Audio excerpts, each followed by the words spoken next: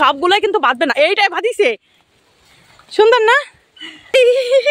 এই যে মাছ মাছ এই যে বসি, এইগুলো কিন্তু ওই যে ওই কচুরি পানা, এই দেখো কত এখানে, এইখান থেকে কেটে কিন্তু এগুলো বানানো হয়েছে। ঠিক আছে, তো চলো এইগুলো আগে যাই পাতবো। তো এই দেখো এখানে এই যে এরকম বৃষ্টির দিনে কিন্তু অনেক অনেক মাছ বাঁধে। হ্যাঁ, আর এখান থেকে কিন্তু সবগুলো আমি পাতবো না, এখান থেকে 10 থেকে 15টা। আর ওই সাইডে বেশি যাবো না, কারণ খুবই বৃষ্টি হচ্ছে, আর এত বৃষ্টিতে ভিজবো না, আর আমার ভয়ও করে।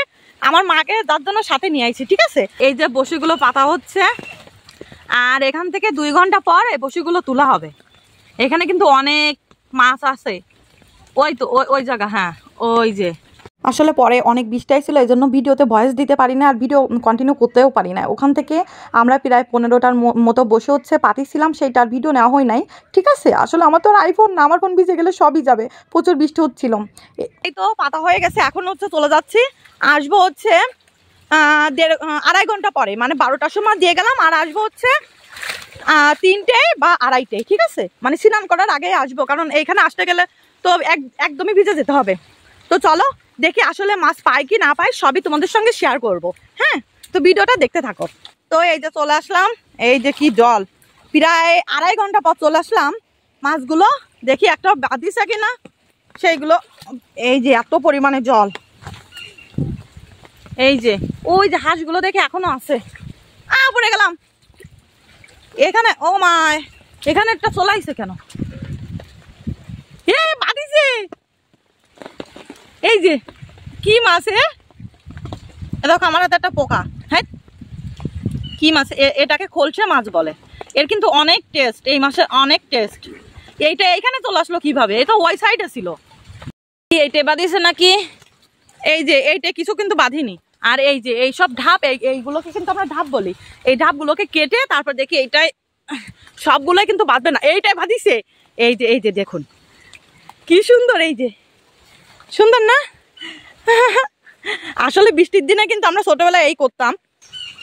এই যে বৃষ্টি কিন্তু পড়তিছে, এই যে বৃষ্টি পড়তিছে, আর এই যে আমার ছাতা। আর এই যে তো ও মা, এইখানে কিন্তু একটা এত জড়ালো কিভাবে এগুলো?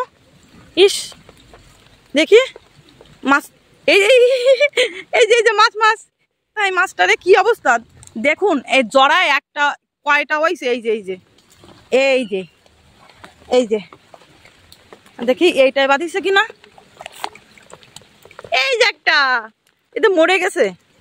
এই দেখুন, এই যে কত সুন্দর মরে গেছে এইটাই। আর বসে কিন্তু অনেকগুলো হারাই গেছে।